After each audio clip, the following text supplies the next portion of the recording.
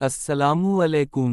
آج میں آپ کو سناؤں گا درود شریف کی برکت کی بے مثال اور ایک نہایت ہی سبق آموز کہانی۔ یہ کہانی ایک عام مگر دیندار خاندان کی ہے، جس کے سربراہ عبدالرؤف ایک محنتی اور ایماندار شخص تھے۔ ان کی بیوی عائشہ ایک نیک خاتون تھیں، جو ہمیشہ دعا اور ذکر میں مشغول رہتی تھیں۔ ان کے 3 بچے تھے، جو تعلیم حاصل کر رہے تھے، مگر حالات دن بدن مشکل ہوتے جا رہے تھے۔ عبدالرؤف کی نوکری ختم ہو چکی تھی، کاروبار میں نقصان ہو چکا تھا، اور گھر کے اخراجات پورے کرنا مشکل ہو رہا تھا۔ بزرگ کی نصیحت۔ ایک دن عائشہ نے ایک قریبی مسجد کے عالم دین سے اپنی پریشانی کا ذکر کیا۔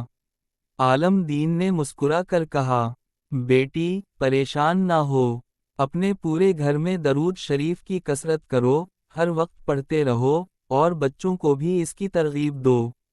انشاءاللہ تمہاری پریشانیاں ختم ہو جائیں گی۔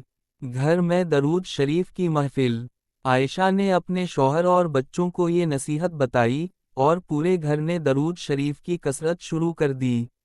ہر روز رات کو سب مل کر آواز بلند درود شریف پڑھتے، اور انفرادی طور پر بھی جتنا ممکن ہوتا پڑھتے رہتے۔ کچھ ہی دنوں میں گھر کا ماحول بدل گیا، دلوں میں سکون آ گیا، اور بچوں کی تعلیمی کارکردگی بہتر ہونے لگی۔ معجزہ نما برکت۔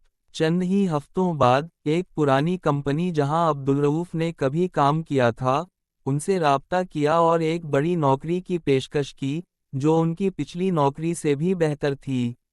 اسی دوران ایک پرانے دوست نے عبدالرؤف کو ایک چھوٹے کاروبار میں شراکت کی دعوت دی، جو بعد میں بہت کامیاب ہوا۔ خاندان کی خوشحالی۔ اب ان کا گھر خوشحالی اور برکت سے بھر چکا تھا۔ ان کی مالی مشکلات ختم ہو چکی تھیں، اور ہر طرف سے خیر و برکت آ رہی تھی۔ عبدالرؤف اور عائشہ نے محسوس کیا کہ یہ سب درود شریف کی برکت سے ممکن ہوا۔